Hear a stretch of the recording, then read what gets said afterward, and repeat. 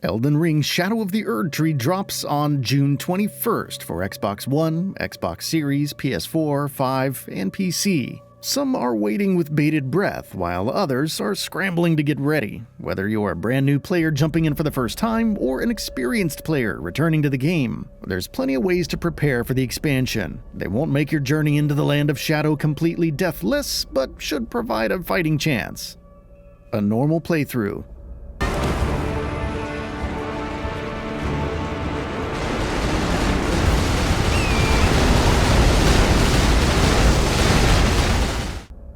Given that the expansion is launching over 2 years after the base game, it's safe to assume you've probably finished it at least once. If you haven't, it's probably the best scenario for jumping into the expansion. While attempting it on New Game Plus is possible, enemies will be much tougher, and if the difficulty of past FromSoft expansions is any indication, that goes double for threats in the Land of Shadow. Note that if you are a brand new player, there is a way to start the expansion relatively soon, but you should still want to spend some time with the base game to stand a chance, which we'll get into. First, above all else, reach level 160.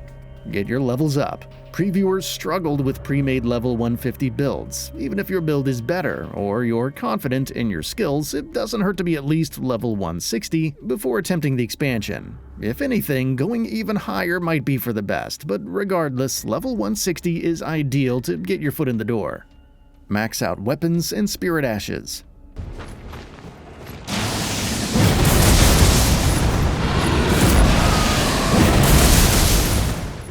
Furthermore, you should max out your weapons as much as possible, ideally getting to plus 25 on regular weapons and plus 10 on specials. With how things are in the Land of Shadow, you need all the damage you can get, so find those smithing stones, somber smithing stones, ancient dragon smithing stones, and somber ancient dragon smithing stones. Look for the miner's bell bearings and bring them to the two fingers. This unlocks up to smithing stone 8 and somber smithing stone 9, which you can then purchase continuously. Note that the dragon smithing stones are rarer and must be located individually. As for spirit ashes, they require grave glovewort for regular summons and ghost glovewort for specials. The same approach applies. However, find the glovewort picker's bell bearings to unlock different tiers of each to purchase. Great gloveworts must be used to max out a spirit ash, and like dragon smithing stones, they're limited. Put points into vigor.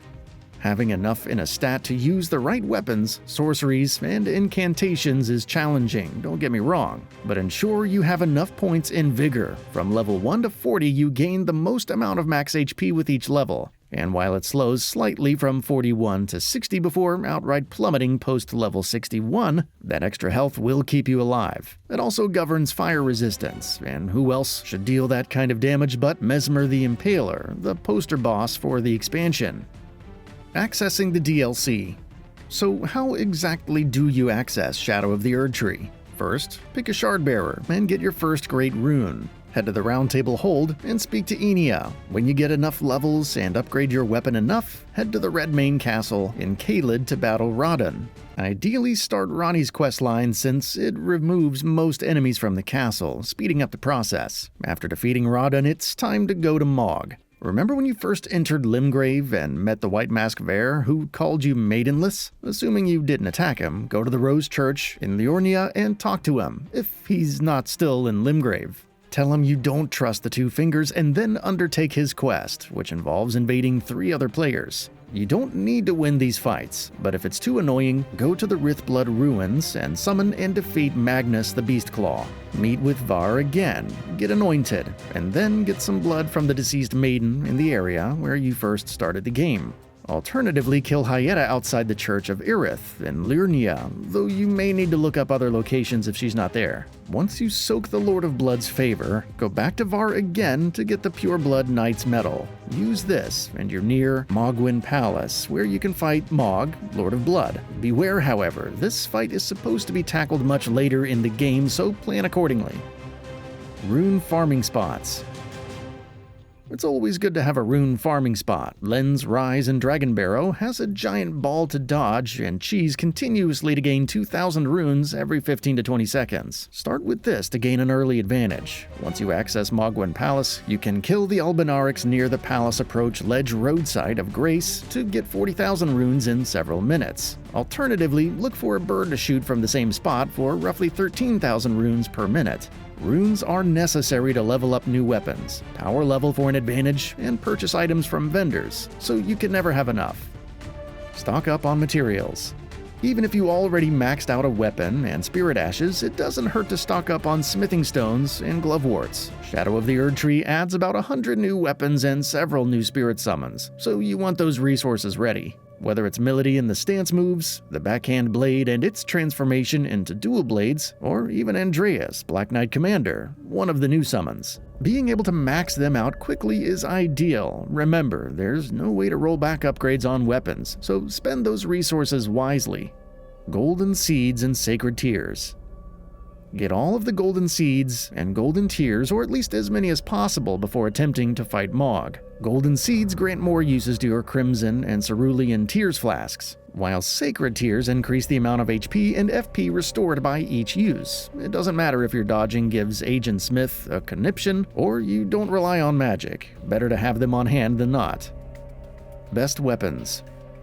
Choosing the best weapons can be challenging because so much of it relies on what build you pursue. Nevertheless, there are some pretty clear choices, like Reduvia for quick bleed damage, Eleonora's Pole Blade for bleed and stance damage, and Starfist for some damage mitigation and extra poise when punching an enemy to death, which works well with Bloodhound's Step. Want a great hammer with damage reduction as a skill, bleed buildup, and HP regen on hit? Great Stars is the answer. Even weapons like Moonveil and Rivers of Blood remain viable, not to mention the old reliable Bloodhound's Fang.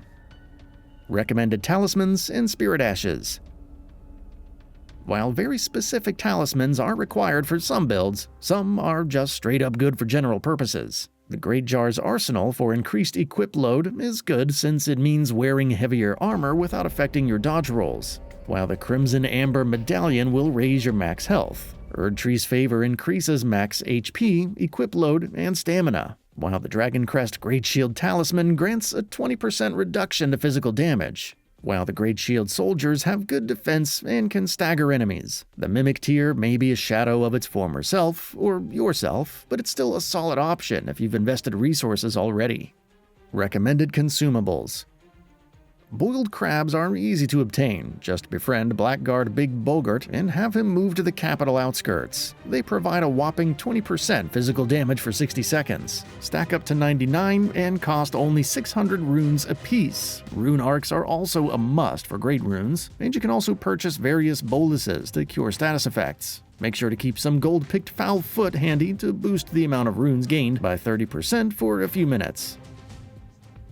Respec options. Let's say a build isn't working out for you in the Land of Shadow, or you found a great new weapon and want a respec for it. Defeating Renala and Rhea Lucaria Academy grants access to respecking, but each respec costs larval tiers. These are located in the Liurnia of the Lakes, Siofra River, Nokron, and Nokstella. However, they're also seemingly limited with conflicting reports on farming methods. It thus doesn't hurt to have a few reliable builds on standby, one for status damage and another for stance damage, and so on, to switch should the situation call for it. So, what are your thoughts on this? Go ahead and share them in the comments below. And if you like the video, please subscribe to the channel and enable all notifications by clicking on the bell icon to get updates on new videos. We upload every day and would really appreciate your support. Thanks for watching.